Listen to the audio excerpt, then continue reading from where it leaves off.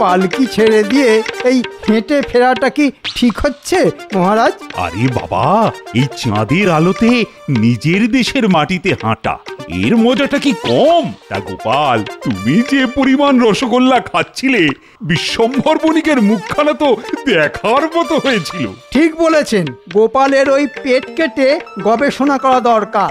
ওর ওই পেটে যে কত সহস্র সুরঙ্গ যে আছে, যেখানে রসগোল্লা, পাঁঠার মাংস কোন গহ্বরে লুকিয়ে থাকে তা বুঝতে পারা যায় না। আরে আরে, ওদিকে দেখো, ওটা কি দেখা যায়? সত্যি তো মহারাজ, ওটা কিসের আলো? হ্যাঁ, একবার জ্বলছে, একবার নিভছে, আর কি দ্রুত গতিতে এক জায়গা থেকে অন্য জায়গায় চলে যাচ্ছে। আরে ওটা তো আলেয়া ভূত, এক্ষুনি ঘাড় মটকালো বলে, পালাও পালাও। ওরে বাবা, ভূত, ভূত, পালাও পালাও পালাও, ভূত! ওরে বাবা, আমি যে আর ছুটতে পারছি না। তোমরা তোমরা তোমরা আমার জন্য দাঁড়াও, না হলে রাজসভায় গিয়ে সবার পিঠে 100 বেতের বাড়ি পড়বে।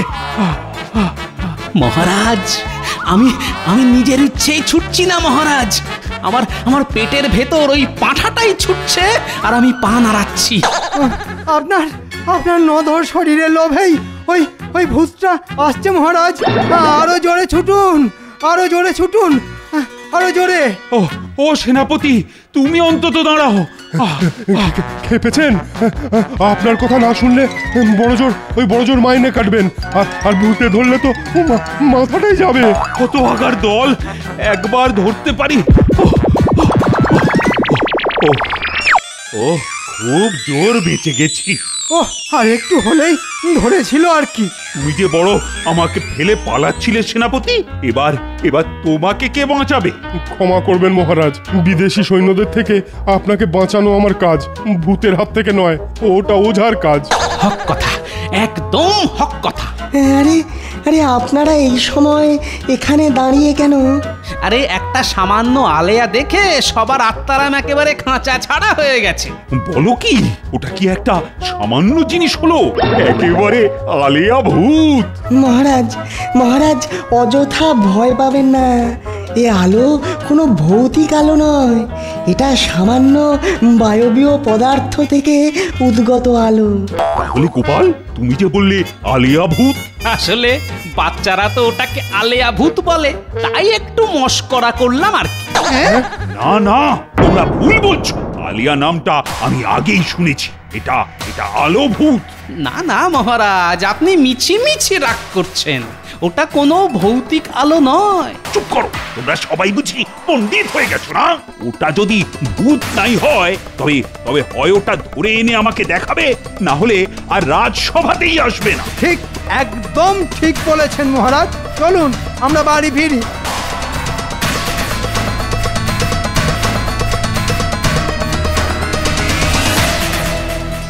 ইহে বিজ্ঞানী, আলেয়া ধরার এবার কি উপায়? আমি তো ওটাকে গ্যাস বলেই জানি গোপাল, কিন্তু কিভাবে ওটা হয় তা জানি না। ঠিক আছে, চলো কাল থেকে আমরাই ওটাকে ধরার চেষ্টা করি। ধরতে পারলে বাচ্চা বুড়োরা আর ওটাকে ভয় পাবে না। ঠিক আছে, তাই হবে।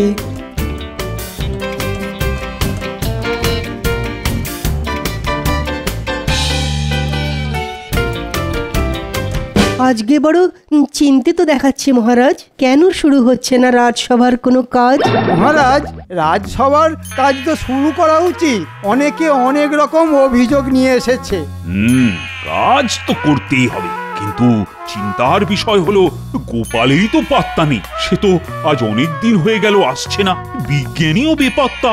আগে গোপালের বাড়িতে একটা দুধ পাঠিয়ে দেখা যাক, ওটা তো সুযোগ পেলেই কামাই করে।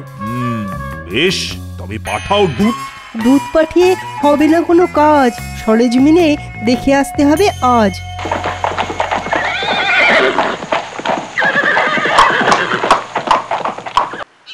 গোপাল বাড়ি আছো নাকি? গোপাল, পেন নাম দেবেন মহারাজ? গোপাল কোথায়? বেশ কয়েকদিন ধরে রাজসভায় যাচ্ছে না। মহারাজ তো ভেবেই অস্থির। আমি আর কি বলবো মন্ত্রী মশাই, আমারও তো দিনরাত একই চিন্তা। কোথায় যে যায় লোকটা, কোথায় যে ঘোরে, কোথায় উল্টে পড়ে থাকে, তার কোনো ঠিক নেই। সে কি কাণ্ড! কোথায় যায়, কোথায় ঘোরে মানে? তোমায় কিছু বলে যায় না? না মহারাজ, এমনিতেই তো কুড়েছিল। বাড়িতে দিনরাত ঘুমোতো আর মাঝে মাঝে রাজসভায় যেত। তাও যদি আপনি দুবার লোক পাঠিয়ে ডাকতেন তারপর। এখন হয়েছে নতুন রোগ। রোগ? কি রোগ? তা বৈদ্যের সাথে তো কথা বলেনি? না মহারাজ, এ রোগ সে রোগ নয়, এ রোগ আলু ধরার রোগ। আলু ধরা রোগ? কেন, গোপালের মাথায় কোনো ব্যামো টেমো নেই তো? না মহারাজ, আপনাকে আলিয়া দেখাবে বলে ও আর বিজ্ঞানী সারা রাত অন্ধকারে ঘুরে ঘুরে বেড়ায় আর কোনো গ্যাস ধরবার চেষ্টা করে জানেন। আমি একদিন বলতে গিয়েছিলাম বাতাস আবার ধরা যায় নাকি, তাতে সে দাঁত মুখ খিচিয়ে এমন বকলো, আমি কেঁদেই অস্থির মহারাজ। আমার কি হবে? সে কি, ও আবার তোমাকে বকে? হ্যাঁ মহারাজ, আমাকে দিন রাত বকে, মুখ ঝামটা দেয়, দুঃখে কষ্টে কাঁদতে কাঁদতে আমার চোখের জল শুকিয়ে গেছে মহারাজ। আহা হা হা, গোপাল তো এত নিষ্ঠুর, আমার তা জানা ছিল না। নিষ্ঠুর বলে নিষ্ঠুর, আমাকে খারাপ কথা বলতে তোর একটুও বাঁধে না। শুধু তাই নয় মহারাজ, বাজারে যায় না, বাড়ির নিত্য প্রয়োজনীয় জিনিস আনে না, সংসারের জন্য প্রয়োজনের টাকা পর্যন্ত হাতে দেয় না। ঠিক আছে গোপাল গিন্নি, তোমার এত কষ্ট যন্ত্রণা তো আমাদের জানা ছিল না। তবে তবে তুমি নিশ্চিন্তে থাকো, আমি নিশ্চয়ই গোপালের সাথে এই বিষয়ে কথা বলবো। তোমার সঙ্গে যাতে এই ঘটনা ভবিষ্যতে না ঘটে তা আমি অবশ্যই দেখব। বুঝলে মন্ত্রী, গোপাল তো ভারী অন্যায় করছে। গোপাল বরাবরই অন্যায় করে মহারাজ। ও নেহাত আপনার প্রিয় পাত্র বলে সব সময় আমি সব কথা আপনাকে বলতে পারি না। না না না, এবার তো আমার কিছু করা দরকার। মহারাজ, কিছু করার জন্য তো ওকে আগে খুঁজে বার করতে হবে। আপনার সেদিনের কথাটাকে ভাল করে নিশ্চয় ফাঁকি মারছে। ঠিক বলেছ, সত্যি গোপাল বায়ু ধরছে ভাবতেই কেমন যেন অবাক লাগছে। ও তো এত বোকা ছিল না। বোকা না ছাই, এটা নিশ্চয় ওর আরেকটা চালাকি। আরে, এখানে কার যেন নাক ডাকার আওয়াজ পাওয়া যাচ্ছে। তাই তো পুকুর পাড়ের দিক থেকেই যেন আওয়াজটা আসছে। চলো তো গিয়ে দেখি।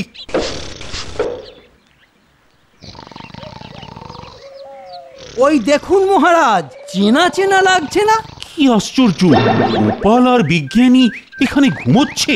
ওদের জাগাও মন্ত্রী। গোপাল, ও গোপাল, গোপাল, বিজ্ঞানী, ও বিজ্ঞানী। হ্যাঁ, প্রণাম মহারাজ। তোমাকে পরে দেখছি, আগে ওটার ব্যবস্থা করি। গোপাল, ও গোপাল, লক্ষ্মী ছেলে, এবার উঠে পড়ো সোনা, সকাল হয়ে গেছে। দেখলেন তো ও উঠছে না। মহারাজের জয় হোক। এই তো আমি এসে গেছি মহারাজ। বলি, তুমি কোথায় এসেছো? তুমি কোথাও আসনি গোপাল, আমরাই তোমার কাছে এসেছি। আর তুমি এই ভর দুপুরে হাটের মাঝে নাক ডাকিয়ে ঘুমোচ্ছ। আগে মহারাজ, ওই চোখটা একটু লেগে গেছিল আর কি। বটে, তুমি আমার রাজসভার ভাঁড়, তোমার কাজ হলো সবাইকে মনোরঞ্জন করা, তা না করে রাস্তায় পড়ে পড়ে ঘুমোচ্ছ। মহারাজ, ওর গিন্নির কথাটা বলুন, বলুন, বলুন।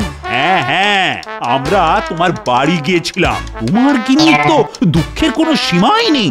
না তুমি তাকে টাকা পয়সা দিচ্ছ, না রান্না বান্নার জন্য আনাজপত্র কিনে দিচ্ছ, তা তুমি করছোটা কি গোপাল?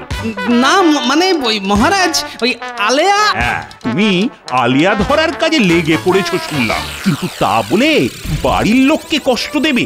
ছি ছি ছি ছি ছি। তুমি এত বড় অন্যায় করছো? মহিলারা হলো মায়ের জাত, তুমি তাকে কষ্ট দিয়েছো। এখন এই ভরা বাজারে এই কাজের জন্য সকলের সামনে ক্ষমা চাও। না মহারাজ, আর হবে না।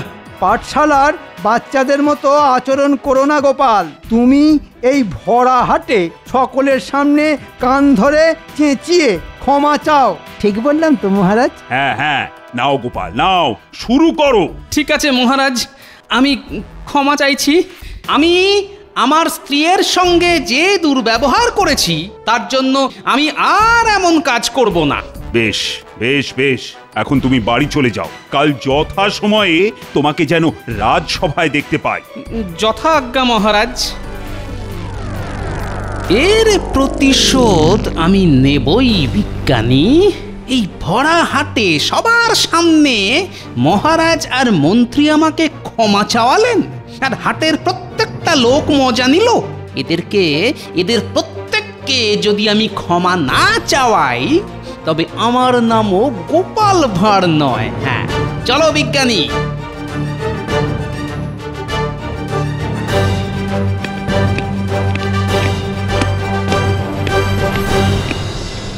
আপনাকে তো চিন্তিত দেখাচ্ছে মহারাজ। না মন্ত্রী, আমি একটা কথা ভাবছি। কি ভাবছেন মহারাজ? মনে হয় কাল আমরা গোপালকে না একটু বেশি বকাঝকা করে ফেলেছি। না মহারাজ, ও যা অন্যায় করেছে তার জন্য আপনি ওকে যা বলেছেন তা বেশি হয়েছে বলে আমার মনে হয় না। সেটাই, ওর অন্যায়টা গুরুতর ছিল। আচ্ছা, ওটা কি বলো তো মন্ত্রী? হ্যাঁ মহারাজ, সত্যি তো। কি ওটা? তারা তো নয়। ধূমকেতু বলেই তো মনে হচ্ছে। কিন্তু ওটাকে তো প্রকাণ্ড ঘুষির মতো দেখাচ্ছে। হ্যাঁ, এ তো একটা আস্ত ঘুষি। কিন্তু এটা আকাশে এলো কি করে? এ কি সর্বনাশা সংকেত! হ্যাঁ, এটা কি দেবতার ঘুষি মন্ত্রী? কি করে জানবো মহারাজ? বেটা বুদ্ধ, যাও যাও, এক্ষুনি সবাইকে গিয়ে খবরটা দাও। দেখেছো গোপাল দাদু, আকাশে ওটা কি? দেখেছি রে, দেখেছি, তাই তো মহারাজের কাছে ছুটছি। সে কি? হ্যাঁ, ওটা কি বলো তো? হ্যাঁ, আমার তো মনে হয় ওই ভগবান রেগে গিয়ে আমাদের ঘুষি মারবেন বলছেন। চলি গো, মহারাজ এক্ষুনি ডেকেছেন। কি মজা, কি মজা, কি মজা, কি মজা, কি মজা, কি মজা, আকাশও ঘুষি দেখাচ্ছে। কি মজা, কি মজা। চুপ কর বেয়াদব। কি মজা? ওই ঘুষি যদি কিল হয়ে সবার পিঠে পড়ে, মাথায় একেবারে কাঁঠাল পেকে যাবে। শুনলি না? ও ঘুষি মোটেই শুভ লক্ষণ নয়। ও মা গো, আমাদের কি হবে গো? ও গো, বাঁচাও। ও মা গো, ওই ঘুষি আমাদের চাপটা করে দেবে গো। ওই ঘুষি আমাদের চাপটা করে দেবে গো। হে ভগবান, রক্ষে করো, রক্ষে করো ভগবান, রক্ষে করো। সবাই ভয় পাচ্ছে, ভয় পেয়ে কাঁপছে। কি মজা, ভারী মজা।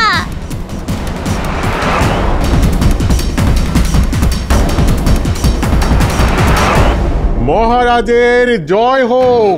জ্যোতিষী, একই কাণ্ড দেখেছো? আকাশে ঘুষি দেখা যাচ্ছে।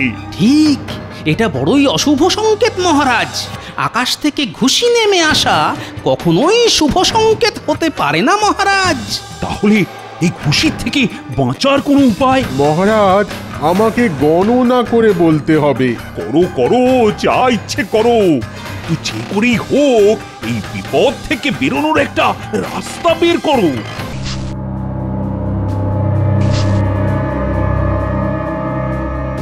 আগে কিছুই তো বুঝতে পারছি না মহারাজ।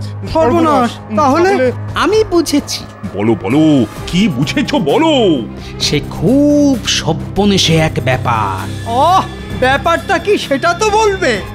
আজ থেকে 715 বছর আগে এ রাজ্যে এমন ঘটনা একবার ঘটেছিল বটে। আমি আমার বাবার কাছে শুনেছিলাম। সে কি? কেন? যখন রাজ্যে পাপাচার বেড়ে যায়, মানুষ প্রচুর অন্যায় করে, তখন ওপর থেকে ঈশ্বর তাদের শিক্ষা দেবার জন্য এইভাবে ঘুষি দেখান। তারপরেও যারা শুধরোয় না তাদের ছাড়ুন তো যত সব বাজে কথা।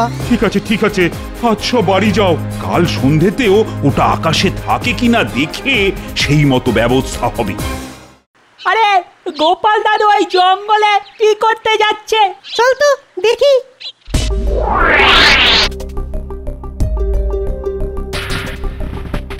বিজ্ঞানী, মনে হয় না আর বেশি ঘুষি বানানোর দরকার আছে। আজকের ঘুষি হবে সব থেকে বড়, আর তাতেই মহারাজের হবে আক্কেলে গুড়ুম। আরে ওরাই তার মানে ঘুষি তৈরি করে?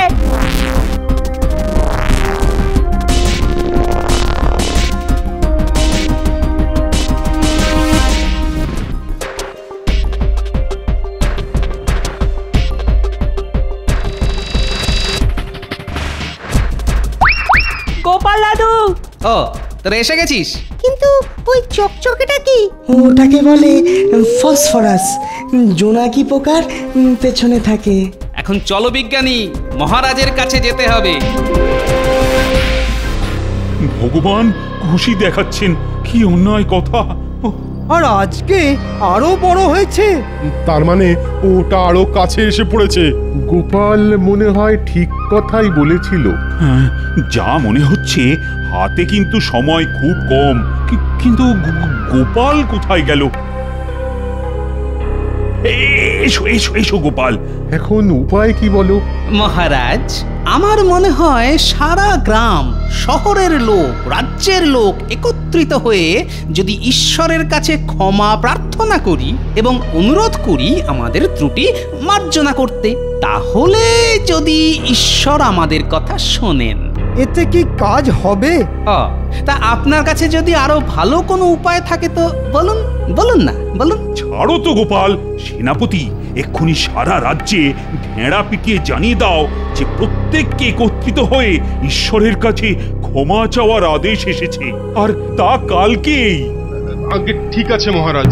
শোনো শোনো শোনো, মহারাজ কৃষ্ণচন্দ্রের আদেশ, আজ সকালে সূর্যোদয়ের সাথে সাথে সমগ্র রাজ্যবাসী বাড়ি থেকে বেরিয়ে আকাশের এই ঘুষির দিকে তাকিয়ে নিজের দোষ স্বীকার করবে, ঈশ্বরের কাছে ক্ষমা প্রার্থনা করবে। শোনো শোনো শোনো গ্রামবাসী, শোনো শোনো শোনো শোনো শোনো শোনো গ্রামবাসী, বেরিয়ে এসো এবং মহারাজ কৃষ্ণচন্দ্রের আদেশানুসারে ঈশ্বরের কাছে ক্ষমা চাও। মহারাজ নিজেও রাজমহল থেকে বেরিয়ে ক্ষমা চাওয়ার অনুষ্ঠানে অংশগ্রহণ করবেন। শোনো শোনো শোনো।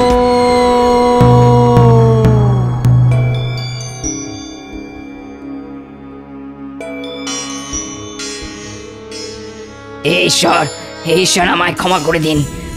আমি আমার ছেলে গোলটিকে প্রচন্ড মারি। ওকে ওকে আমি আর এত মারবো না, আর এত মারবো না। হে ঈশ্বর, আমায় ক্ষমা করে দিন। আমি আমার বউকে গত দু বছর বাপের বাড়ি যেতে দিইনি। আমায় ক্ষমা করে দিন। আমি আমার মালিকের গাধাটার ছোলা নিজে খেয়ে গাধাটাকে ঘাস খাইয়েছি। আমায় ক্ষমা করে দিন ঈশ্বর। আমি সকলকে অযথাই বকাঝকা করি, মাঝে মাঝে গোপালের ওপর অবিচার করি, মন্ত্রীকে বিশ্বাস করি। আমাকে ক্ষমা করে দিন ঈশ্বর, এই দোষ আমি স্বীকার করলাম। এই যে সবাই দেখুন, মন্ত্রী মশাই দোষ স্বীকার করছেন না। এবার না ওর দোষেই আমাদের সকলকে অক্কা পেতে হয়। মন্ত্রী না না, বলছি তোমরা শান্ত হও। হ্যাঁ ঈশ্বর, মানে ভগবান, আমি গোপালের প্রতি মাঝে মাঝে কিঞ্চিত ঈর্ষান্বিত হয়ে পড়ি, রাজকোষ থেকে চুরি করি, আর মাঝে মাঝে ঘুষ খাই। আমায় ক্ষমা করো। হে ঈশ্বর, আমি যে লোককে ঠকাই, আমায় ক্ষমা করো। হে ঈশ্বর, আমি ওজনে জালিয়াতি করি, আমি আর জালিয়াতি করব না। ঠিক আছে সকলের ক্ষমা চাওয়া হয়ে গেছে। এবার এবার সবাই বাড়ি চলে যান, নিজের কাজে যোগ দিন। আজ রাতে ঘুষির দিকে তাকিয়ে আমরা সিদ্ধান্ত নেব যে আগামী দিনে কি করা উচিত। কি তাই তো গোপাল? হ্যাঁ মহারাজ, যথার্থ বলেছেন। আজকে রাতে নিশ্চয়ই কিছু না কিছু ফল পাওয়া যাবেই। মন্ত্রী, আজ ঘুষির আকার ছোট বলে মনে হচ্ছে না? মহারাজ, আজ আমরা ক্ষমা চেয়েছি, তাই ঘুষির আকার ছোট হয়ে গেছে। ওই ভগবানের ক্রোধের প্রকোপ কমলে এভাবেই বোধহয় ওই ঘুষির আকার ছোট হয়ে যায়। আমার মনে হচ্ছে ভগবান আমাদের ক্ষমা করেছেন। তাই যেন হয়। ভগবান রক্ষে করো, ভগবান রক্ষে করো। কি হলো, হাসছো কেন? আসল ব্যাপারটা হলো আজকের ঘুষি হবে সব থেকে বড়, আর তাতেই মহারাজের হবে আক্কেলে গুড়ুম।